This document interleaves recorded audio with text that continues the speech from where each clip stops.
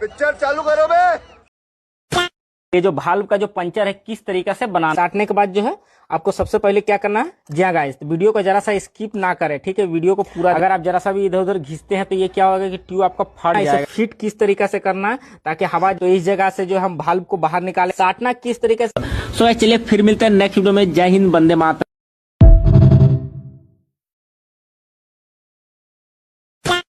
ونعم الوكيل حسبنا الله ونعم الوكيل إن الله سيبطله الناس يا جماعة الناس بس اهدى شوية هي غلبانة الناس يا جماعة المظلوم سقهم يا جماعة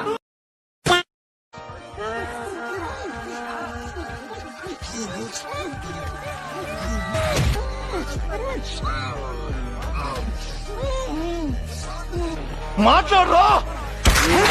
गया मादर। काफरों को तबाह बर्बाद करेंगे इंशाल्लाह। अच्छा, तो अभी तो काफरों के पास बड़ी टेक्नोलॉजी आ गई है। वो जो अल्लाह तबारक व तआला की रहमत आती है, सब जो मशीनियाँ होती हैं उनके अंदर तेल खत्म हो जाता है जी, उनकी चैन टूट जाते हैं। वाह, क्या जज्बा ईमानी है कि अल्लाह की मदद आएगी तो मशीनों में से तेल खत्म ये हो देखें, जाएगा ऐसे ही है। और गोलियां भी जाम हो जाएंगी। मैं कहता हूँ कि गोलियों के वैसे टुकड़े हो और जाएंगे, जो रॉकेट ऊपर से आ रहे हैं वो किधर जाएंगे? अल्लाह ऊपर ही ले जाएगा, उन्हें ऊपर ही ले जाएगा। अस्सलाम वालेकुम जी, ये है जी हालत पाकिस्तान पीआईए के जहाजों की। कुर्सियां टूटी हुई हैं और साइडों से बिल्कुल टूट चुकी हैं। आप देख सकते हैं टेपें लगा के उन्होंने कुर्सियां जोड़ी हुई हैं और कोई भी हालत नहीं है। और दूसरी तरफ बात करें इनके खाने की, तो ये जो गोश्त है काला पड़ चुका था, स्मेल आ रही थी लिटरली इसके अंदर से। दूसरी चीजें कदरे बेहतर थी इससे। और दूसरी तरफ ये गिलासों के अंदर कोल्ड ड्रिंक को सर्व कर रहे हैं, जबकि इनके पास 3 पैक होने चाहिए। ये तमाम चीजें देख के ऐसे लग रहा था कि जैसे हम किसी एयरलाइन में नहीं बल्कि किसी बस के अंदर बैठे हैं जिसकी कुर्सियां टूटी हुई हैं और जिसके अंदर खोल खोल के बोतलें डाल के दी जा रही है, ना कि मैनर्स के साथ 3 पैक दिए।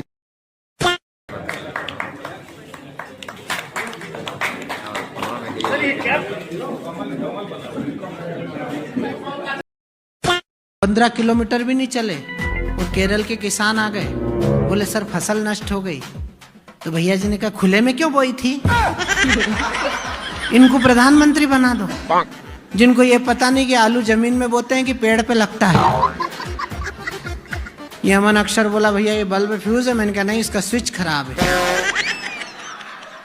तो ये गीतकार आदमी, भोला आदमी, इसके समझ में नहीं है, बोले स्विच कैसे खराब है। मैंने कहा तू इनकी माता जी को नहीं जानता है, वो इनसे ज्यादा महान है।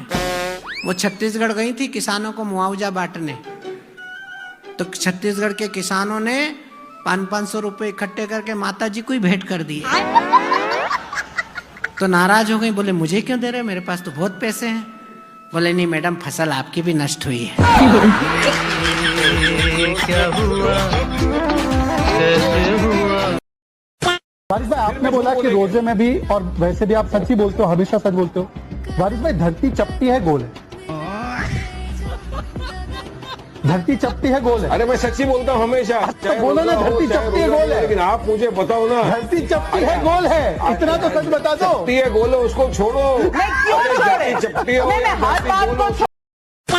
आपने कभी सोचा नहीं होगा कि आपको वो दिन देखना पड़ेगा जब बरखा दत्त कांग्रेस को क्रिटिसाइज और बीजेपी को डिफेंड कर रही होगी। लेकिन कांग्रेस अपनी ओछी राजनीति में इतना नीचे गिर चुकी है कि बरखा दत्त भी डिफेंड नहीं कर पा रही। मामला है ऑपरेशन सिंदूर के बाद एस जयशंकर की एक मीडिया बाइट का, जहां वो बता रहे हैं कि पाकिस्तानी आर्मी को वार्न किया गया था कि इंडिया टेररिस्ट को टारगेट करेगा और पाकिस्तानी आर्मी इससे दूर रहे, जिसे ऑफ कोर्स पाकिस्तान की आर्मी ने माना नहीं। ये सब एक बेसिक मिलिट्री ऑपरेशन प्रोसीजर का हिस्सा है, जिसे समझने का दिमाग ना तो कांग्रेस के पास है और ना ही राहुल गांधी के पास। एक्स पर 2 लाइन की क्लिप पोस्ट करके राहुल गांधी पूरे देश को मिसलीड करने की कोशिश कर रहे हैं। हालांकि जो बात एस जयशंकर ने कही है वही डीजीएमओ के प्रेस कॉन्फ्रेंस में लेफ्टिनेंट जनरल राजीव घई ने भी बताई थी। अफसोस, नेशनल सिक्योरिटी और देश के साथ खड़े होने का नाटक करने वाली कांग्रेस खुद को ज्यादा दिन इस गंदी राजनीति से दूर नहीं रख पाई।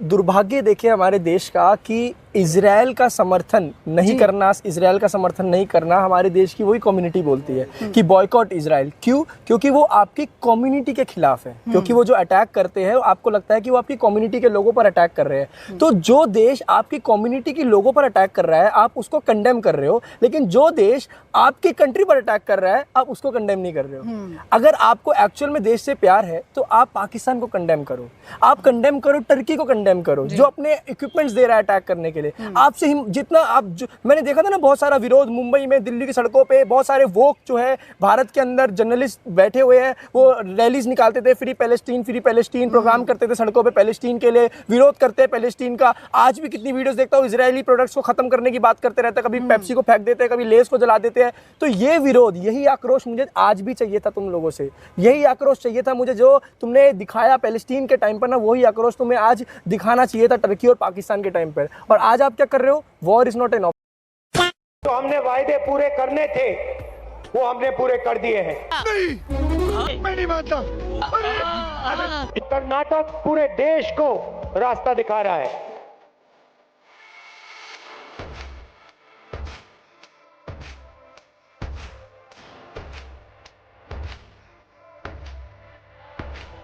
कर्नाटक पूरे देश को रास्ता दिखा रहा है। जो काम हमने कर्नाटक में किया है वो हम पूरे हिंदुस्तान में करने जा रहे हैं।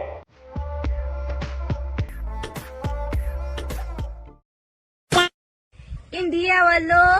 हाँ जी पाकिस्तानी मोहतरमा, अरे बड़े प्यार से बोली, क्या हाल चाल बा? देखो लीची खाएगा क्या? भीख मांग मुझसे, मैं दूंगी एक एक करके। भिखारी वालों, तुम लोगों ने हमारी जिंदगी झंड कर दिया है, घटिया इंसान। चलो कोई तो माना कि हम इंडियन ने तुम लोगों का जीना हराम कर रखा है, झंड कर रखा है। बाकी तो सबकी फटी पड़ी है, लेकिन नहीं सिलवाना नहीं चाह रहे हैं।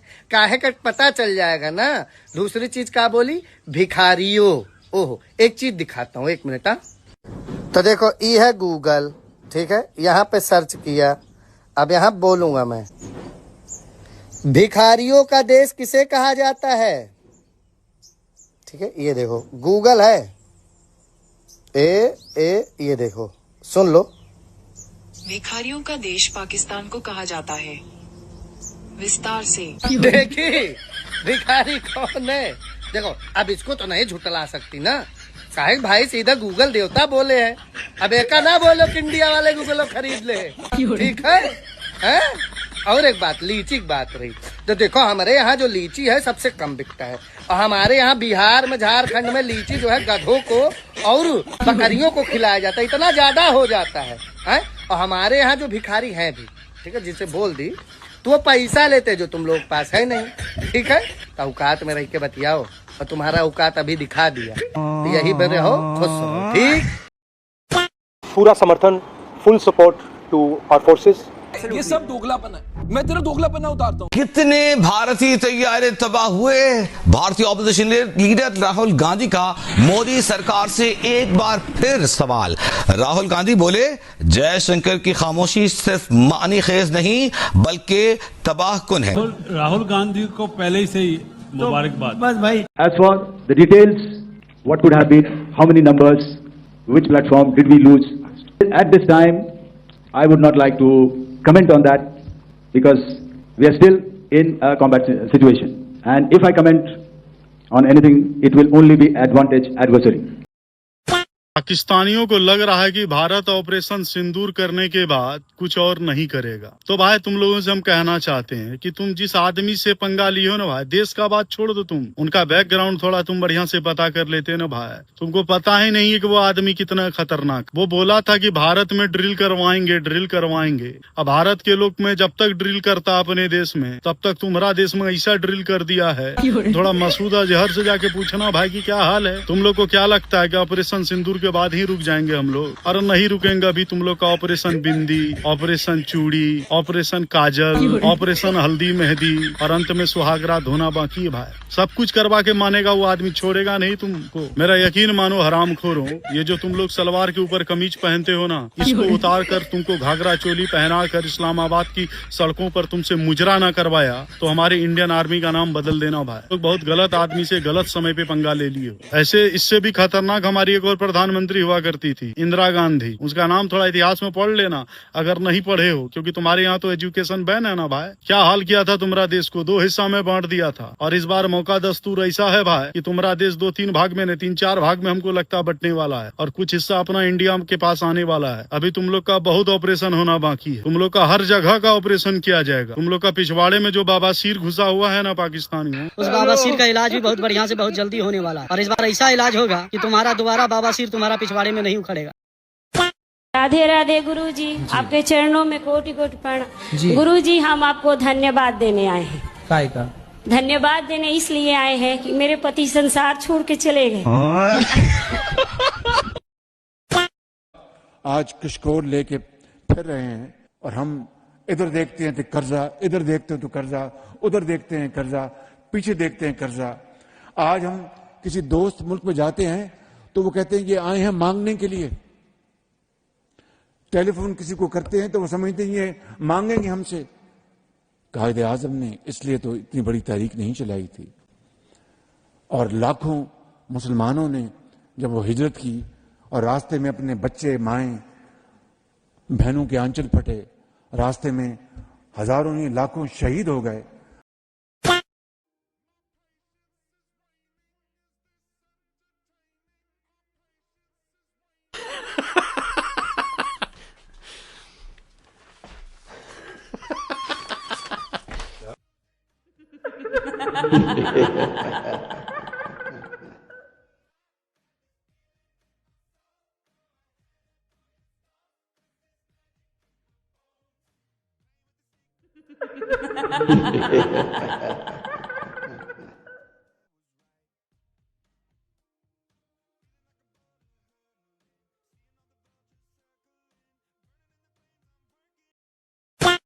सर, सबसे पहले ये फरमाइए कि एक के बाद एक ऐसे शख्स का कत्ल है जो कहीं ना कहीं किसी न किसी तरीके से इंडिया को मतलूब है। पाकिस्तान में हिंदुस्तान के दुश्मनों का खात्मा कौन कर रहा है? जी, ये एक इंतहाई पेचीदा वाक़या है और गुज़िश्ता 2 साल में ऐसे कई वाक़यात पेश आ चुके हैं जिसमें कराची, इस्लामाबाद, लाहौर, डस्का और आज़ाद कश्मीर के अंदर ऐसे वाक़यात हुए हैं। तो इन सारों को जब लिंक करके देखा जाता है तो ये पता चलता है कि कहीं ना कहीं जो लोग टारगेट किए गए हैं वो एंटी इंडिया थे या मुख्तलिफ वाक़यात में माजी में इंडिया को मतलूब रहे थे। ये सिलसिला जनवरी 2022 से शुरू हुआ था जब अंदरून सिंध में सलीम रहमानी नाम के एक शख्स को कत्ल किया गया था, जिसका मुबैना ताल्लुक कलदम लश्कर तैयबा से बताया जाता है।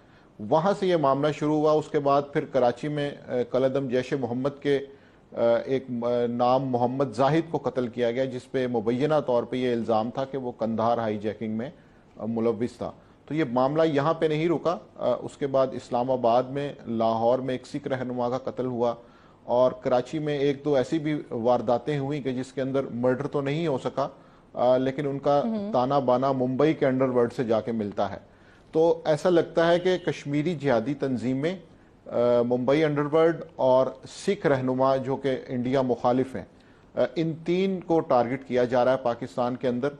और इसके हवाले से जो ताने बाने हैं, सूबा सिंध की अगर हम बात करें तो वहाँ पर 2 कार्रवाइयों की जिम्मेदारी सिंधु देश आर्मी ने कबूल की, जिससे ये पता चलता है कि वो वहाँ पे एक प्रॉक्सी वार जारी है कि जिसके अंदर भारतीय एजेंसी रॉ का हाथ हो सकता है। बिल्कुल इसी तरह आज जो आईजी पंजाब डॉक्टर उस्मान अनवर ने प्रेस कॉन्फ्रेंस की है, उसके अंदर उन्होंने वाज़ेह तौर पे नाम तो नहीं लिया, लेकिन ताने बाने यही बता रहे हैं कि एक खलीजी मुल्क से मंसूबा बंदी हुई और जो हैंडलर्स हैं वो हमसाया मुल्क यानी कि भारत से ताल्लुक़ रखते हैं। तो इसके ऊपर 2 साल में पहली दफ़ा ये एक वाज़ेह मौक़िफ़ इख्तियार किया जा रहा है कि जिसके अंदर इंडिया को मुर्दे इल्ज़ाम ठहराया जाएगा।